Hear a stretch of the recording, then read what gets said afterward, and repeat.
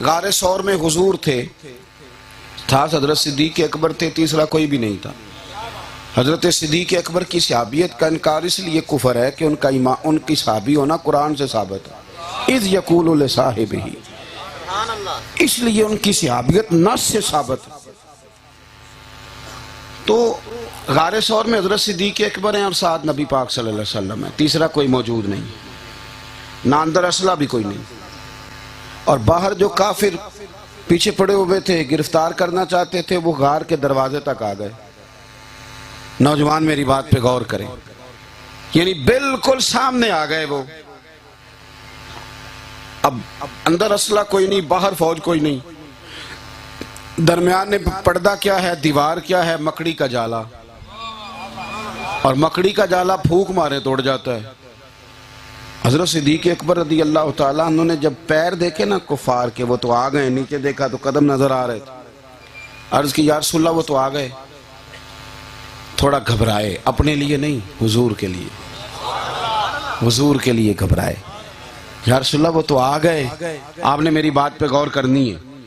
یہ چیز اگر آپ کو ملے گی نا آپ مضبوط ہو جائیں گے۔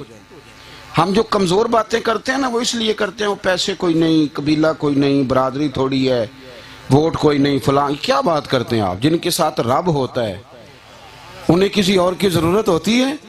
کیا بات، یہ مسلمان تو اس طرح کی گفتگو نہیں کرتا، یہ مسلمان کا لب و لہجہ ہی نہیں۔ حضرت صدیق اکبر ذرا سا گھبرائے تو حضور نے کیا فرمایا؟ آپ میری بات پہ پھر غور کر لیں، میں جو تمہید عرض کر رہا ہوں، باہر کوئی فوج نہیں جو کافروں کو پکڑ لے گی، اندر اسلحہ کوئی نہیں، لیکن حضور نے فرمایا، یہ قرآن پاک ہے، فرمایا لا تحزن، ابو بکر غم نہ کر۔ ہمارے جوان کہتے ہیں جی کیسے نہ کریں، شاہی کوئی نہیں پاس ہو، بھائی سننا، لا تحزن، غم نہ کر، کیوں نہ کر؟ ان اللہ معنا، اللہ ہمارے ساتھ ہے۔ جن کے ساتھ رب ہو وہ غمگین نہیں ہوتے۔ ہم تو سارا دن لگا دیتے ہیں قبیلہ سیٹ کرنے میں، برادری سیٹ کرنے میں، گاہک سیٹ کرنے میں، اور بڑی سیاست ہمیں سارے لوگ سیاست کرتے ہیں اللہ ماشاءاللہ۔ میسج کس کو کرنا ہے اور ملاقات کس سے کرنی ہے، اور خود اس ولیمے میں چلا جاتا ہوں تو بیٹے کو بھیج دیتا ہوں فوتگی پہ، اور جہاں نہیں جا سکتا وہاں فون کر کے، یہ ساری ہم نے ترتیب رکھی ہے۔ کیا ہو گیا پھر؟ سارے بندے راضی ہو گئے؟ بتائیے، سارے لوگ راضی ہو سکتے؟ سوال ہی نہیں پیدا ہوتا، آپ کر سکتے ہی نہیں، کر ہی نہیں سکتے۔ میں صبح 11 بجے گھر سے نکلا تھا، پتہ نہیں رات کو کس وقت جاؤں گا، کل مجھے لاہور پہنچنا ہے، ایک تسلسل ہے سفر کا، اور میں پٹی بھی باندھے ہوں اپنی ٹانگ پہ، تھوڑی دقت میں بھی آیا ہوں، ساری چیزیں، اس کے باوجود روز 25-30 لوگ ناراض ہو جاتے ہیں، پیر صاحب ٹائم ہی نہیں دیں دے، تو میں کہتا ہوں پیر صاحب نے ایک ہی رہنا ہے نا، 100 تو نہیں نہ بننا۔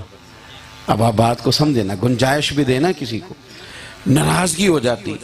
آپ قوم کو صرف اس صورت میں راضی کر سکتے ہیں، خیر میرے ساتھ تو پیار سے کہتے ہیں، ذاتی لالچ تو کسی کو ہے نہیں، دین کے لیے کہتے ہیں، لیکن میں آپ کو جو بات عرض کرنا چاہتا ہوں وہ سمجھ لیں کہ اگر آپ کہیں نا کہ بندوں کی ڈیمانڈ کے مطابق آپ ان کو، تو پھر تو آپ چل ہی نہیں سکتے، پھر یہ ممکن نہیں ہے، یہ ہے ہی نہیں۔ کرنا کیا ہے؟ کرنا یہ ہے کہ یہ دیکھ لیں کہ جو کام ہم کر رہے ہیں اس میں اللہ راضی ہے کہ نہیں، اللہ کی مدد شامل حال ہے کہ نہیں، اور اگر رب راضی ہے پھر ساری چیزیں ٹھیک ہیں، سب کچھ ٹھیک ہے۔ تو ایک تو مایوس نہیں ہونا، دوسرا بھروسہ کس پہ کرنا ہے؟ بولیے، اللہ پہ۔ بندوں پہ اتنی امیدیں نہ لگائیں، بندے کمزور ہوتے ہیں، پھر امیدیں ٹوٹتی ہیں ہماری، پھر ہم کہتے ہیں دیکھو اس نے کہا تھا کیا نہیں، وہ کمزور ہے، کرے گا بھی تو کیا کرے، امید اللہ پہ۔ حضور صلی اللہ علیہ وسلم سفر فرما رہے تھے، ایک جگہ تھوڑا سا سستانے کے لیے، آرام کرنے کے لیے سرکار نے قیام فرمایا۔ صحابہ کرام علیہم رضوان بھی مختلف جگہوں پہ درختوں کے سائے میں لیٹ گئے آرام کرنے کے لیے۔ کریم محبوب علیہ السلام نے نا تلوار حضور کے دست نور میں رہتی تھی، وہ تلوار حضور نے درخت کی ٹہنی کے ساتھ لٹکا دی، خود آرام کرنے کے لیے لیٹ گئے۔ ایک شخص آ گیا، غوث بن حارث اس کا نام تھا، وہ تلوار اس نے اتار لی۔ توجہ ہے نا میرے دوستوں کی؟ اب جب ہمارے ہاتھ میں اقتدار ہوتا ہے تو ہم بڑی بڑی باتیں کرتے ہیں، بڑی بڑی باتیں کرتے ہیں، اوہو جب کوئی قابو آیا ہو تو پھر تو حد ہے۔ لیکن کسی شاعر نے کہا تھا کہنا کمال نہیں، سہنا کمال